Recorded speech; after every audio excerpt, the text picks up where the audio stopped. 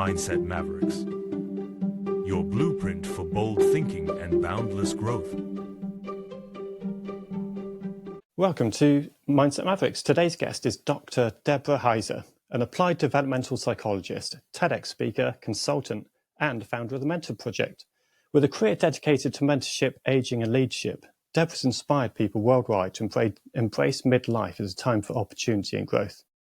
And I think the first thing I want to ask Deborah, so thank you very much for being here, but could you tell us in your own words, what is an applied developmental psychologist? Good question. Thank you for having me. I'm excited to be here. So most people think of a psychologist as a clinical psychologist. And that's a person who looks at everything that should go wrong with you and in your emotional life. So it's looking at pathology. So I was trained, in doing that. However, I'm an applied developmental psychologist. I look at everything we should expect, everything that's good, everything that we want to have in our lives. So that's really the difference. So a developmental psychologist is most often somebody who looks at the early stages of life. So kids walking and talking and doing those kinds of things. And I look at everyone midlife and later, what they're up to. Which I think is an area which is often missed, particularly in actually studying that kind of midlife period. And I know your work spans mentorship, leadership, and aging specifically. So what's the thread that ties those passions together for you? It's all aging, really, and our development. Most of us think of aging as a physical journey, right? So we learn how to walk and talk and do all of those things, and that's a very steep incline. And then we have a slow, steady decline with our physicality. We should expect that. I'm wearing reading glasses right now. And, these are the sorts of things that sort of slip into our lives that are considered a decline, things we don't want. But, we adjust to. I really don't notice it anymore. However, what most people don't know is that we have an emotional journey. And that's where in aging, we start at the same place as we do with our physical journey, but our emotional journey goes up and it never declines. So even though I'm wearing reading glasses and I can't run as fast as I could before, I'm happier. And we should expect that as we get older. I feel more fulfilled. I feel content, all of these things. So when we link midlife and our developmental trajectory, there's a point in our lives, a developmental stage called generativity. And that's kind of where we want to generate something from ourselves and give it out to the world. So we spend all our time when we're younger filling ourselves up with information, knowledge, expertise. We're checking boxes. And then we're like a Tupperware container that's full. And we need to open the lid and give it out to other people. That gives us a legacy and all of that stuff. So that stage, in that we do three things in order to be generative: philanthropy, volunteering, and mentoring. And I focus on mentoring because we're giving a piece of ourselves to somebody else and generating ourselves out into the world. So that's the tie. And most people don't make that connection. And that's where mentoring doesn't usually work, is if you're looking at it as a standalone transaction. When you look at it as that you're looking at your emotional trajectory, it's like explosively amazing in our life when we engage in it. And I think you've kind of led on to my next point, really. And I was going to ask you to share the story behind founding the Mentor Project. So what problem were you solving and how has it grown to what it is today? So I used to study everything no one ever wants to have or get. I was looking at all of the pathology that we can expect. And someone asked me, what do we have to look forward to? And I was stumped. I didn't know. I was in my early 30s and I was just trying to fill myself up with knowledge and expertise. Yeah. And I didn't even know what I was looking forward to as I was aging. So it was a real, kind of rocked me a bit to hear that. And so I said, I better start to look at what we have emotionally going on. And that's when I looked at all the theories. There's so much research and theory, but nobody was talking about it. So I started to look at mentoring and I talked to about 45 people who were mentors, from grandmas to generals in the army. And they all expressed the same thing, the joy and pleasure that they got. Many of them cried. So I knew this was really powerful. Most of us, when we think of a mentor, it's a nameless, faceless person that we're supposed to go out and find. But then I was talking to all the faces and names, and then they told me something else. They couldn't find mentees. They were people who had gotten so far into their careers or their lives, in many cases, the top 1% of the leaders in fields, that they weren't surrounded by people who they could mentor or who they thought that they could mentor. So they were left feeling, unfulfilled. And the words that people used were useless. And they used words like irrelevant and not validated. Those are big words to be feeling. So I started with a guy, Bill Cheswick, and a couple of other people, and we together founded the Mentor Project because Bill said, I'm going to be retiring from Bell Labs, which he was an innovator. He's one of the fathers of the firewall, which is how we're communicating now so easily and safely.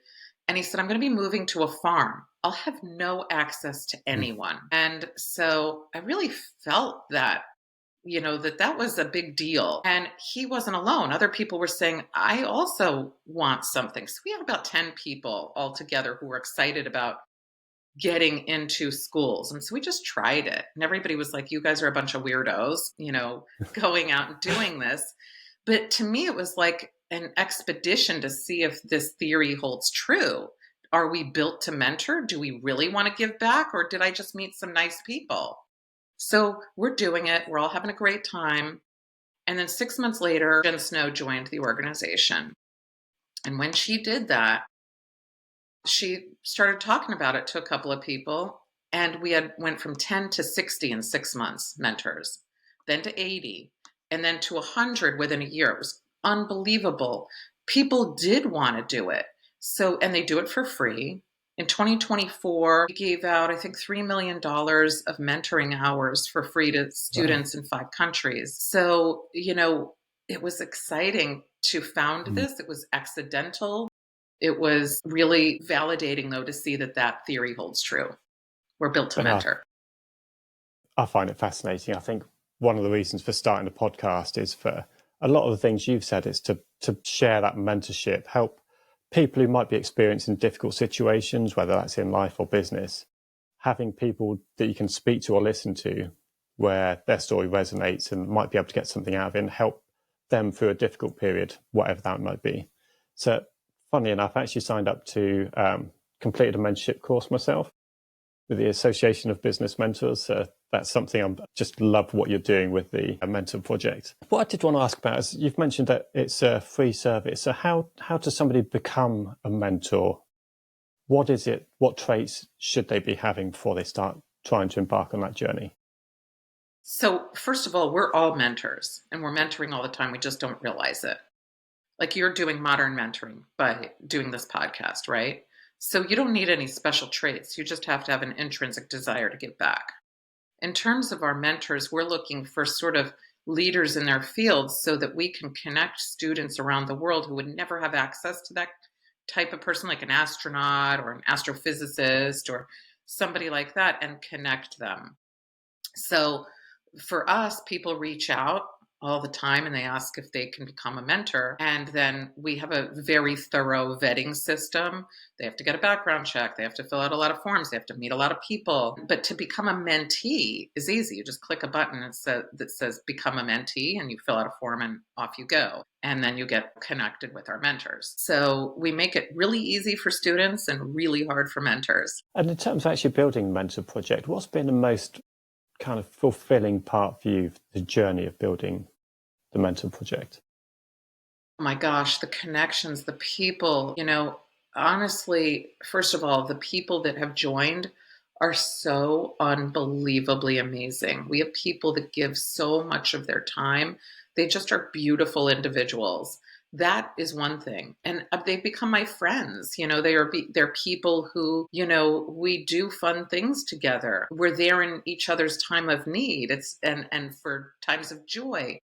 The other thing that's really amazing to me is seeing the mentees do things that I would never expect them to do. And I have 2 children, but all the mentees feel like children to me in the sense that I'm thrilled when they do something and they've done amazing things. I get to feel that pleasure just as much as all the mentors do.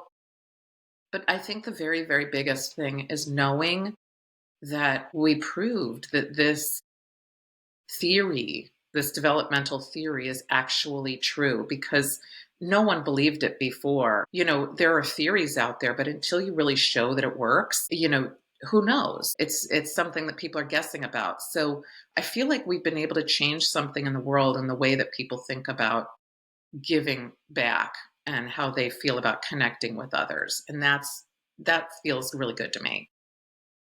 Yeah, I love hearing like real world examples about mentoring as well, and just how it might have affected something in your life. Can you share an experience, whether as a mentee or mentor, that's made an impact on you? Yeah, absolutely. As a mentor, I've been able to feel really good when I've seen the mentees doing what they're setting out to do.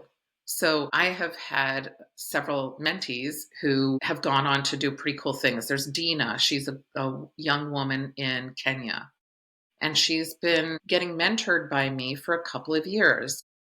And she went from being a mentee and sort of trying to find her way in terms of connecting with others, but really getting excited by learning and growing. And she founded the Mentor Project Kenya. So now she has about 15 students in Kenya that are being directed by her to get mentorship through the Mentor Project, and their lives are being changed. So I got to see her make a switch where she now feels in control. She really understands mentorship and is reaping the emotional rewards at a young age with mentoring. So that was one, being a mentor. And being a mentee, my goodness, I have so many of those. I think the very first one that was the biggest one for me was my grandfather. I write about this in the book that I wrote, The Mentorship Edge. But he was somebody who used to drive me in a big giant Cadillac convertible around town to do errands with him. So I was the oldest grandchild. And at 5, I would get to sit in the front seat of his car, and he would drive all around and go to the post office and do all these sorts of things. It took a half a day on Saturday. And when we were going around, though, every time we passed someone, he would say, "Oh, you see Mary over there? She's had a hard life, but she put her 2 kids through college and she does all these things." And I really thought he knew all these people. I don't really know if he does or not, but he said to me at a really early age, you don't know anything about a person. Everyone has a story. And he was telling me stories about all of these strangers and telling me sort of in-depth stories about them. I became a psychologist. That stuck with me, that you want to get to know the story of an individual, not just base something on an appearance or what they look like walking down the street. And so those little things that we do that we may not even know are mentoring, are shaping the life of another. But no, I think that's fantastic. I love just connecting with the idea that everyone's got a complicated life that you're never going to be aware of. And everyone has got something to share, whether that's, I say, life or business. But there's a lot of experience around us every single day that you wouldn't know about unless you take the interest and make the initiative to speak to those people. Can you tell us a bit of a difference between what good mentorship and coaching is? So what is the difference between coaching and mentorship? If you're being paid to mentor, you're not a mentor. You're a coach, or you're an advisor, or you're something else, which does not devalue that whatever it is. It's just not mentoring. So I'll define mentoring for you so that it makes it a lot clearer, because a lot of people use the word mentor and mentorship, but it's so loosely used now that it's lost a lot of its real, I guess, ability to be seen as something that's a standalone. And it is. It's actually done way more than anything else. So grandmas, like my grandpa was my mentor. That's a powerful mentor. We don't think of that. It kind of got hijacked by business, the term, and sort of mixed up with sponsor and coach. So here's mentorship. First, you need to have a mentor who's generative. They want to give back, right? So that's all. You just have to want to give back without expecting something in return. Now you need a mentee to want to catch that information. So if I said to you, "Hey, John, I have all this information on, I don't know, crocheting," and you were like, "I don't really want that information," that's not going to be a mentoring relationship, right? I have something to give back. You don't want it. But if you then were like, oh my gosh, I've been waiting for crochet mentorship forever, that's a Mm. good start, right? Step one, somebody wants what we're giving. Step two is that there has to be intrinsic motivation. Coaching is 100% extrinsic motivation. You are looking to get something from that. Does that mean it's not good? No, that's a good thing. You just are getting paid. So here's the way that I look at that. If I were to say to you, hey, John, would you like to go volunteer your time at a soup kitchen, giving out food and beverage to hungry, thirsty people? You might say, yeah, I feel really good when I go do that. If I then said, you know what, John, instead of the soup kitchen, I'd like you to volunteer your time at Starbucks, giving out food and beverage to hungry, thirsty people. Same activity, but it feels really different if Mm. you're doing it at Starbucks. It feels kind of like you're being exploited in a way because everybody else is getting paid. So you need to be able to want to do this for nothing and, no extrinsic rewards, awards, certificates, or money, anything like that. The next thing is it has to be a meaningful connection. And think about this with friends. You meet a lot of people. Is everyone your friend?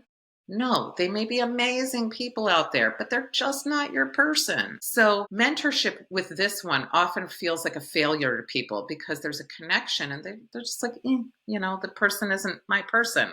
Great person, but I don't mesh in some way. That's not a failure. It's just not your person. That's all. There's no real failure in mentorship. It's just that it's not mentorship. So then the next thing is you need to trust the person. And this is huge in the workplace.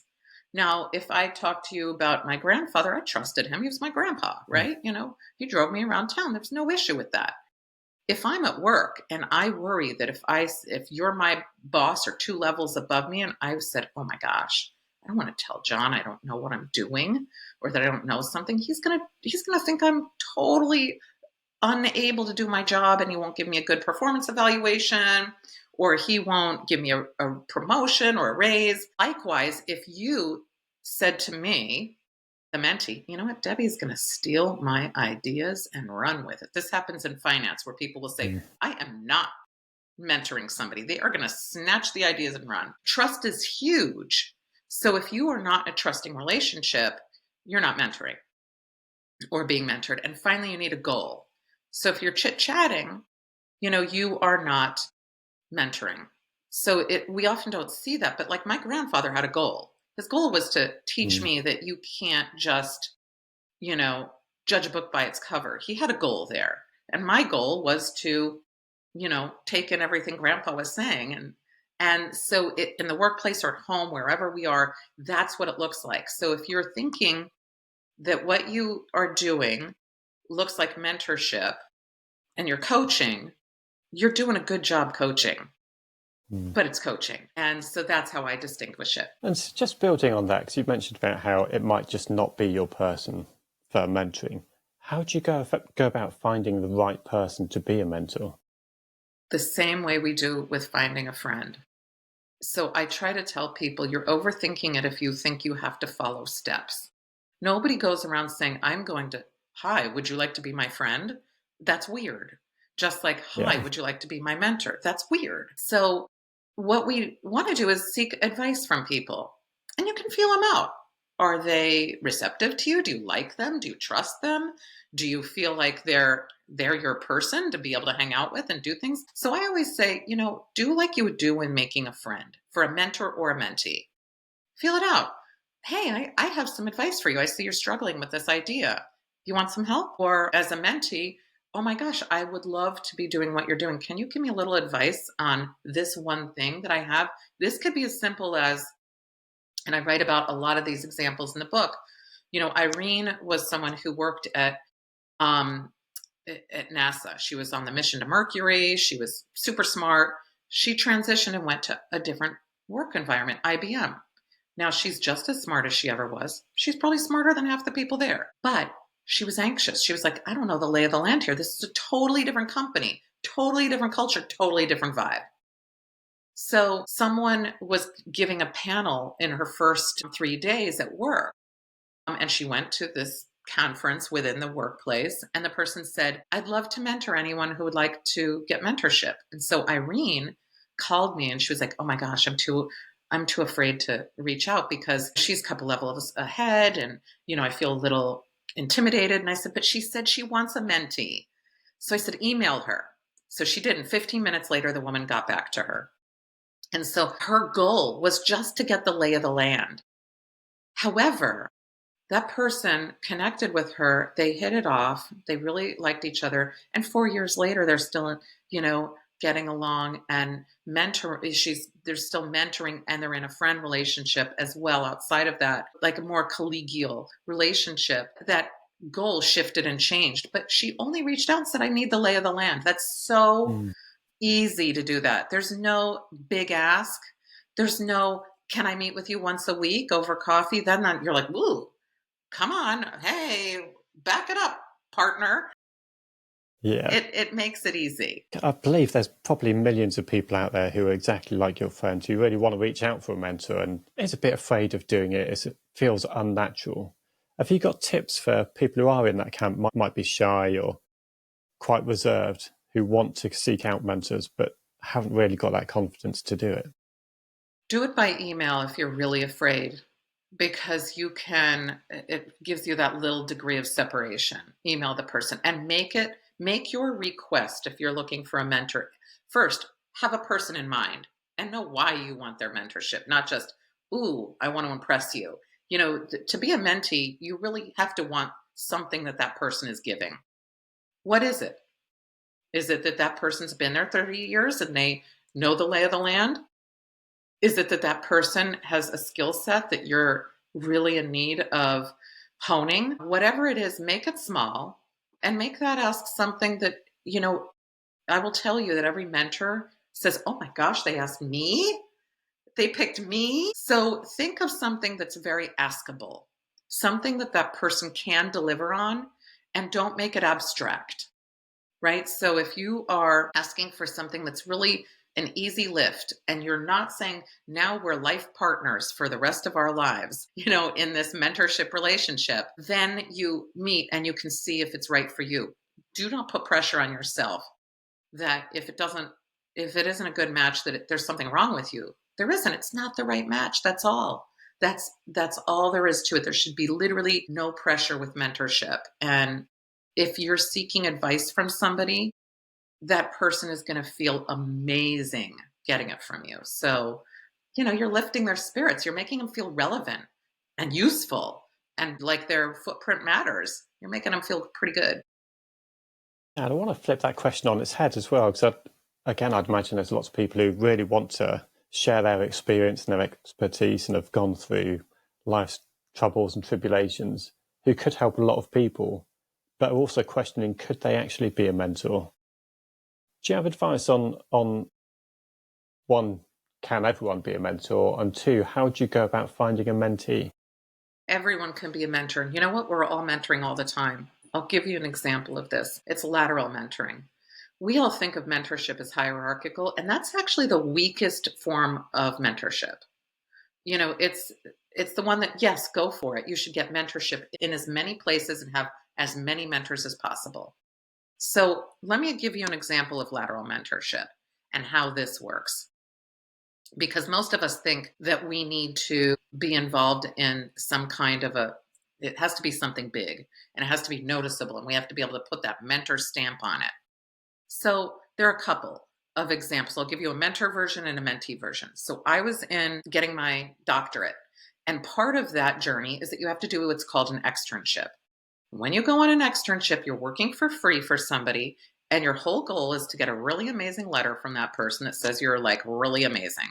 So you are looking to impress that place that you're working for. So you go out and everyone's nervous because they want to be the person that they're like, that was the person that I've been waiting for my whole life. So I'm in my externship, and this is back when cell phones were really expensive and you didn't accept a call because that meant it would cost something. My friend was in her externship, and I get a call on my cell phone. I'm like, oh, it must be hugely important, because this is going to cost me $10 if I, answer this. Anyway, she calls and she's whispering. She says, hey, I have this big project to do. I don't remember how to do kappas, and I know you know them really well. It's a statistics. And I was like, okay, yeah. What do you need? And she was like, I need you to tell me right now, walk me through exactly how to do them because I have a project due and I don't want them to think I'm stupid. I walk her through this. She gets it done and does her project. Now, she did that for me 400 million Mm. times, back and forth.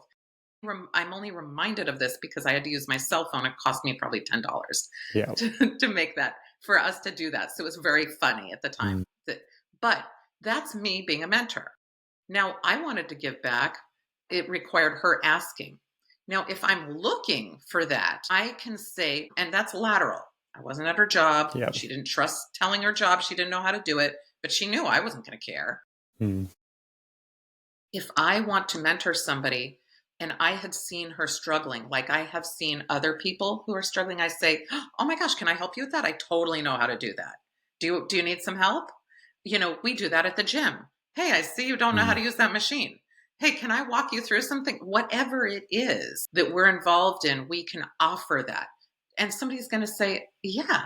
And if they say no, they're weird. Okay, so move on. But here's another example of lateral mentorship and how it works. And it can save lives, but people don't even think of it like this.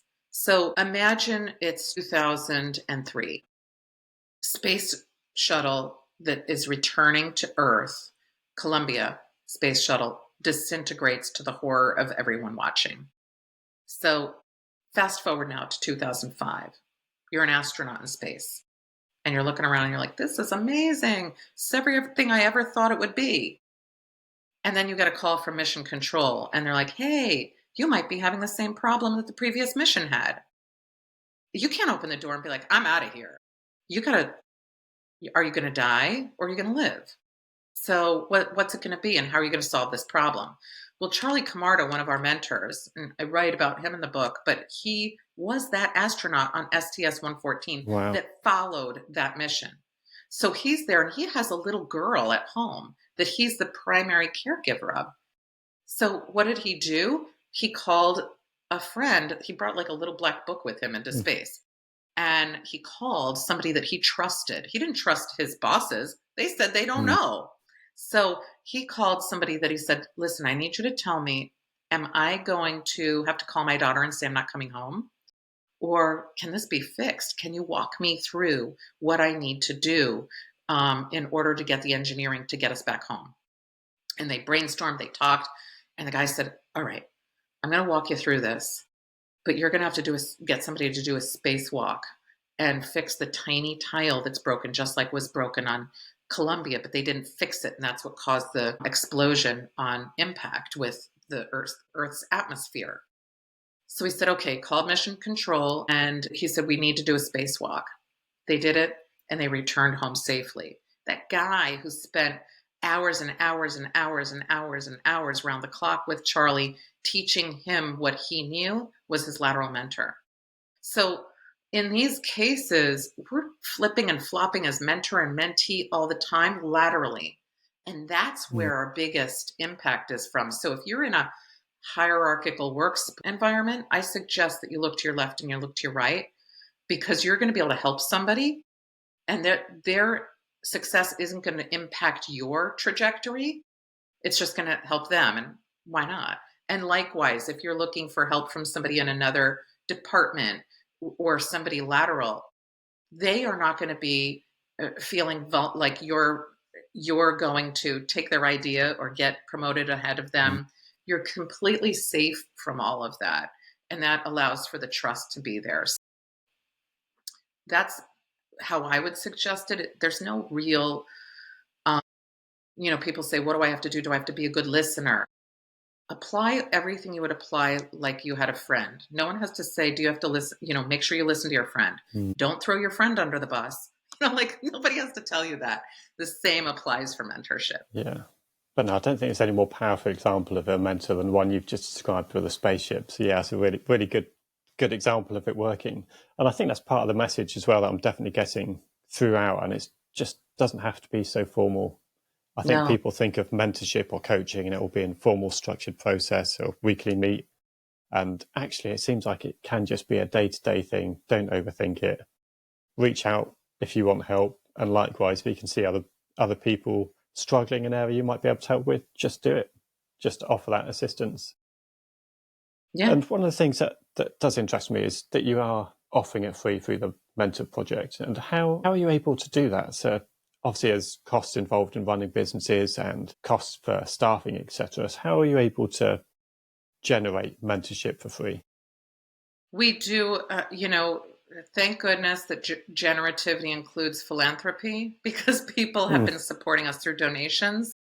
But I will tell you, we started our organization with $547, and everyone volunteers, including our mentors.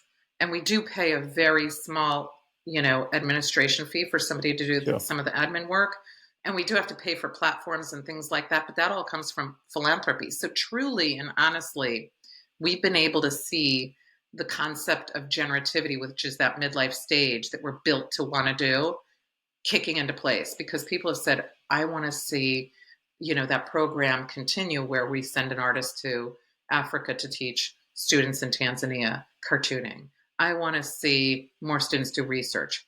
I want to see students be able to go places and present their research, these kinds of things. So people will say, this matters to me. And that's a way that they can feel like they're taking what means something to them and putting it out into the world. You touched a couple of times now on the fact it is a global project that you're running. There's mentors and mentees all over the world. But what's the key to creating meaningful connections that do transcend both culture and generational differences? It's really up to the individual, the mentor and the mentee. So what we do is we don't assign somebody one person. We'll say, try 5.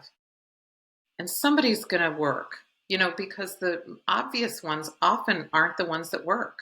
And we don't consider the ones that don't work a failure. We consider it, that's not your person. That's all. And that could be either way, mentor or mentee.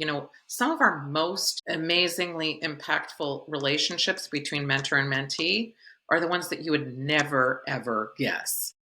I mean, they just look, even our mentors do lateral mentoring.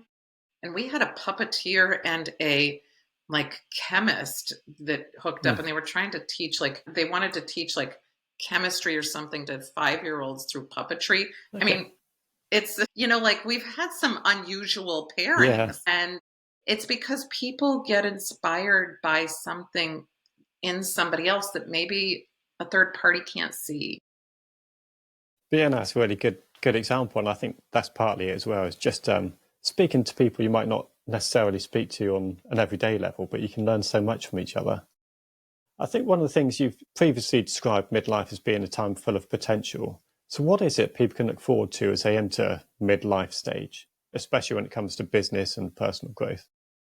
So most people, when we go through our developmental trajectory, by the time we've hit midlife, we know who we are. We know what we're good at. We know what we're bad at. So we don't keep trying the stuff we're bad at. We try to keep doing the stuff that we're good at. And we start to feel like, you know what? I've accumulated some good stuff here. We also have in our lives generally meaningful connections around us, whether that's family, that is our close-knit group of friends. So we've shed some of those superficial friendships that we didn't have time for. And we really have honed in on a smaller, more quality group of people in our lives that we really feel connected with. So when we do spend time with people, we're happy to be with them and we feel like, we can let our hair down around them. So there's a comfort in midlife that most people really feel good about. There's the stress levels decrease in midlife when we feel that some of those burdens are lifted. So if you can remember to the first day that you went to a job, people say they have to nap when they get home because it's such an emotional strain. You're not feeling that in midlife. You feel maybe that you have less time in the day to do frivolous things, but you feel comfortable with it. The next thing that we feel is in midlife that we're looking forward to as we go on is that we are now the person who's giving the expertise. There's a sense of control and power in that when we can be the person that's giving instead of receiving. When you're looking to get from others, that person is the one that holds the power, not you. And when that switch gets flipped, there's a feeling of, you know what? I'm the person here who can give Mm. back. So people think of like an old grizzled person giving wisdom, and that's really not what it is. It's us, in our midlife 40 on, feeling empowered, feeling good about ourselves, feeling happy, feeling fulfilled, and all of these sorts of things that just continue as we get older. I think we spoke briefly before it started about there's things in there that I definitely resonate with, and I definitely feel true to the point where I know who I am, I know what my feelings are and how to interpret those, and a little bit more settled in many areas of life. But there's definitely aspects still as well where I think you've got all these ideas, all these things you want to achieve. And I think being mid-40s now, you start thinking that time's starting to eat away. So is that something you're seeing frequently when you talk about aging? Or because we've talked about the positives there, but how do you try and change your mindset to positivity rather than thinking about the time starting to drain? So there is, yes, we all become aware of our mortality, Mm, right? We start to think, this is when people are like, okay, what haven't I done? I want to do XYZ. This is when people will say, you know what, I'm done with this 60-hour week job, yeah, or doing a job that maybe has danger involved or whatever. I'm going to now pursue the things that I enjoy. So that mortality becomes a motivator to do things. In some people, and this is not the common route, it is something that scares them and they withdraw. They say, oh my gosh, I'm going to look at all the negative things in my life. Or, oh my gosh, I have little time ahead of me, or less time than is behind me. yeah, But for the vast majority, it is a motivator to do some of those exciting things that make a person feel like, wow, I'm accomplishing something new or different. So if you had a job and you go out and you retire and you decide to do a side hustle. A lot of people do a side hustle in yeah, midlife. That's you saying, oh, I finally have room. I can do coaching on the side. I can do consulting on the side, or I can become a painter on the side. Or you might say, I'm going to do this now full time on something new. It's like a reinvention time. Most of us, though, look at life like it's going to be like Scrooge, right? So if you mm, look at Charles Dickens' A Christmas Carol, and he's a self-made guy, lives in a mansion, has everybody taking care of all of his needs, and he's miserable. Because what else is there to look forward to? mm, Then he becomes generative, right? Generativity strikes yeah. him, and then he's happy and joyful, and that's literally how it works in real life. So if you find yourself stuck in what I call the Ebenezer effect, then you have to, that's who I generally work with, are people, and I have to just unstick them, and off they go to do, the very generative new stuff that they want to do. So kind of finding purpose in new things. Mhm, mhm. And often that is, work for most of us isn't giving us fulfillment 100% of the time. You don't go in 9 to 5 and say, "Oh, good, another Mm, 9 to 5 day of fulfillment." You're doing your job to pay the bills. When you look at fulfillment for 40 and later, that next part is not a paying the bills fulfillment. It is a psychic fulfillment. just we're talking about I know we've talked previously about leading an organization as well, and I wanted to touch on leadership as well, especially as you are entering kind of midlife. Because I know you've been or led organizations like the Mentor Project, you've served as president of multiple associations. What's the most important lesson that you've learned about leading people? That you can't take yourself too seriously. I mean, if I didn't have everybody else helping me, look, I don't have half the skills of everybody around me. And I absolutely need everyone to help me. So I think the most valuable lesson to me is that I can't do everything myself. And as a leader, I need to really engage with everyone else so that they can help me to do the best that I can. To this day, the Mentor Project works not because of me. People are like, oh, you have a vision and you made it work. No, I didn't. With a group of individuals, have been able to plod along and make this happen. And I also know that I am replaceable. Someone else can come in and take my role. My job is to make sure as a leader, in my mind, this is what makes me believe it, is to make it so that all the I's are dotted and all the T's are crossed, Mm. so that if someone does take it over, they're not inheriting a pile of rubbish, that they are getting something that's ready to go. Because the mentor project isn't me. The mentor project is all the mentors and all the volunteers and all of the people who've been engaged in the philanthropy of making it happen. I just drive a bus. Yeah, it can be quite a difficult thing, though, because essentially what you're saying is or it sounds like you're letting go of ego in that moment, saying about being replaceable and somebody Yeah. else could come in and start running it. But do you find that quite scary, or is that freeing? It's freeing, because if I feel like I'm driving a bus that's a clean bus, right? I feel like if I want to get off, I can, but it doesn't devalue anything I've been doing. Maybe somebody has a different viewpoint and says, maybe I get a little tired and somebody else wants to take it over with a new vision. That doesn't devalue anything I've done. I think that, that old adage when I was growing up and starting work, people said, make yourself indispensable. That's not a good way to lead, because then the whole entire organization will fall when you leave. And then where's your legacy?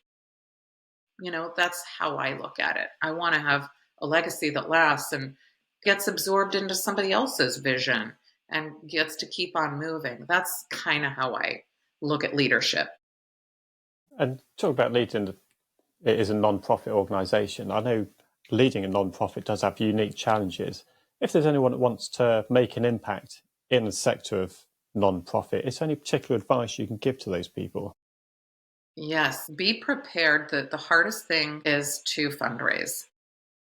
Be prepared to really work hard on that. That is the one thing that I've learned, that,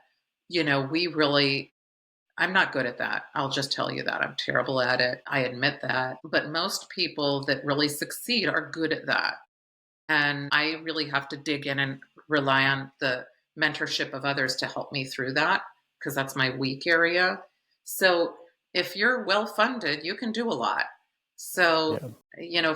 if you're starting a nonprofit, look to make sure that you're able to get the funding, and that's the biggest thing. And is there an easy way or practical way that leaders of any organisation can integrate mentoring into their businesses and make it part of the culture? Yeah. So I give a lot of examples in the book, and they're so easy. People think, oh my Mm. gosh, I have to make this elaborate mentorship program and train everybody to be to listen. My gosh, I could go on and on, but I won't. But here's an easy one. This is an example. There were federal judges in the state of Iowa in the United States. And imagine you're a judge and you can't tell people you don't know what you're doing. That's terrible. No one's going to want you to be the judge if you're like, hey, I've never done this and I have no idea what I'm doing. I'm winging it. That's a bad idea. So judges can never open up and tell anybody that they don't know what they're doing. So a judge that was exiting, he was an amazing judge, Bob Hutchinson. He said, you know what? I'm going to start an informal program with the federal judges, which is just a luncheon. So what happened was people would bring their own lunch and they'd go to this luncheon and they could, Bob could sit next to Jim and say, hey, Jim, I know you tried a case like this. How did that work for you? That's asking for a mentor. And so Jim could say, oh, I'll tell you what I went through, and you're being mentored. That is so organic and easy, and people don't even realize it. So it changed the trajectory of the way that people felt. People were communicating more all over the place, and it was just because of these weekly luncheons. If you're in any kind of a hierarchical environment, like say you're in medicine, can you go around and say, well, that's going to be a tough surgery. I have no idea how to do that. That's not going to work well. So there are all kinds of things that you can do in those places. There are grand rounds. There are curbside consults. There are mentoring programs where you can make it so that a person doesn't have to come in there and expose their vulnerabilities, and where a person can say, oh my gosh, I'm going to share with you what my expertise is and what I'm doing. So these are talks and these are other things where then a person can come up and say, hey, I see that you did that. Mm. Can you tell me more about how that worked out for you? You've just asked for a person to mentor you. So you make it so that the word mentoring isn't attached to it. And you remove a lot of that stuff that makes you feel like, ooh, if I answer them, I'm now in a formal mentoring Mm. thing here. And now I feel a little bit like I feel like you're a burden to me, a potential mentee. You take that away. You're just friend to friend, colleague to colleague. And that is the trust component that you're able to bypass when you're looking at hierarchy. So, water coolers, put them back in. If you are on Zoom, a lot of people are remote, have a weekly meeting. That is something where people can hear things about what other people are doing, and you can ask, people for advice. You can ask the group or whatever, but you make it something that's very informal, because those informal settings honestly bloom the most impactful long-term mentoring that ever could be around. Yeah, I was just reflecting as you were talking then about the whole impact of working from home having on those natural moments. As you say, if you're in the office, you just turn to somebody naturally next to you and you might share your thoughts or Mhm. ask advice. But I think a lot of that's disappeared. Do you have any particular views on working from home and how that impacts the whole mentoring culture? It does impact it. So what we did in the mentor project, and this was just an organic thing, was we have a Friday meetup for the mentors. And so we'll sometimes have a person speak on what their expertise is, and sometimes we won't. Sometimes they're just chatting. And I can't tell you how many explosive things have come out of that. We had a filmmaker and a labor law attorney start a nonprofit after a meeting. And that's going strong. And that's it's like a year and a half old now. And we've had people that write journal articles together. One is like an academic, and one is a linguist, in two different completely different areas. So start a Zoom where people go, and it's to be have an informal lunch. Bring your own lunch, Mm. bring your own snack, tea time, whatever you want, where people can let their hair down and get to know other people. And you may find only one person that you say, that's my person.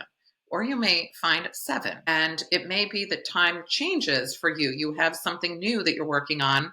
And now you say, I'm really intrigued by what that cybersecurity person said. And you may never, you want it to be as diverse as possible. So if you're in an organization, get people from all the departments together, not just one closed off department. You want it to be that you're having as many informal meetings that you can, that the employees feel is beneficial, not that it's like do this or else. Mm. It has to be something that they say, I'm excited to join this. Yeah, no, I love the idea of the informal lunches, and you could literally have 50 people sat there, not necessarily all talking. Most people having their lunch, but it is just an opportunity to chuck Mhm. ideas out or just have those informal discussions and spark a debate. Yeah, absolutely. So if someone wants to make a big change in their life today, be it starting a business, finding a mentor, or pursuing a new goal, what's the first step you'd recommend? The first thing I usually say is, what is your superpower? What do you love about yourself? What is it that you have to offer the world? What have you taken in? And that sounds easy, but most people are like, I don't have one. I can't tell you how many people I've met, and I'm like, are you kidding? What do you mean you don't have one? So it's digging in, because we go through the rote every day, the rote motions of life. And it's realizing, people do this in the practice of gratitude, but most people don't put that into their personal life, where they say, what am I good at? And I'm going to give you an example of how a person can do this. At Bell Labs, Bill Cheswick talked about how every year he had to do the I am great sheet. That's what they called it. It was like you had to write down all the things you did over the year, but they called it the I am great sheet. Every single person needs an I am great sheet. What did you do? If it doesn't have to be in the whole year, what did you do this last month? What is it that makes you great? And it makes you think, because most people are too humble to even put down the great things that they Mm. do. And it makes you look at yourself a little bit differently. So that's a hard task, but it's one of the first things that I say. Do your I am great sheet, figure out what you're great at, and then you can move from there to spread your greatness around. And someone who's listening who's never had a mentor before, are there some creative ways that you can think of to find one that aligns with their specific goals? I would first say you have had a mentor. You just didn't realize it. And that's not your fault. We didn't use that term and we're misusing it all the time. So, like most people would have said, my grandpa was just being a grandpa, but he was doing more than that, right? He had a goal. All of those things fit within the mentoring. You have probably been doing it just like I did with my friend, right? The student friend, you've been a mentor. The first thing I do is say, first of all, who have you ever mentored and helped? And who has mentored you? A lot of people say, I've never had a mentor. I'm like, red flag. Yes, you have. So it's being aware of how we connect with others. If you feel like you've never had a meaningful connection with someone where they helped you or you helped them, that's a time to look and say, let me reflect on that. And then to say, because that's okay, people are there, then to say, okay, how can I engage? What's the first simple task that I can do? What is it that I want from someone? What is it that somebody can offer me that is filling a hole? And that's where we can then say, I'm going to reach out to that person. That could be somebody we don't know. That could be somebody listening to your podcast and they say, ooh, John Coogan said something really amazing. I'm going to email him. That could be how we start it. Hey, can you explain this to me? It does not have to be somebody immediately in our vicinity. We're now technologically connected. Reach out to somebody anywhere in the world and you're going to be able to find someone that you can connect with. And people do that with me all the time. I love it. I really feel like I get to connect with people that either read my blogs or that read my Psychology Today articles. And I'm like, oh, somebody read it. I think that's a great challenge for listeners this week. I think listeners can think about who's in your life right now, who is there that you would love to connect with, who you think could give you some benefit or you could offer some benefit to them, and reach out this week. Do that as a challenge and let us know how it goes this week. And I think that's coming towards the end of the interview I want to do with yourself, Deborah. So thank you very much for being on. There are a few questions I'd like to ask to get to know a little bit more about yourself and some of the influences on you. And the first question is, what's one book that's had the biggest influence on you? I'm going to go back to Marie Curie when I was a kid. I've read that book so many times. She was such an amazing influence on my life because I was like, what?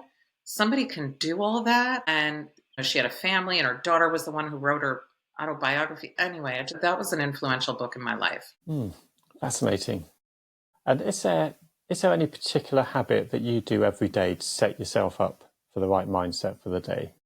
Yes, I drink my coffee and I will actually show you. And I write in my book everything I have to do. It makes me feel like I have stuff to look forward to. And when I check it off, there's some kind of like crazy gratitude that I get from that. Is so satisfying. And so I do that every day and it sets me up for my day.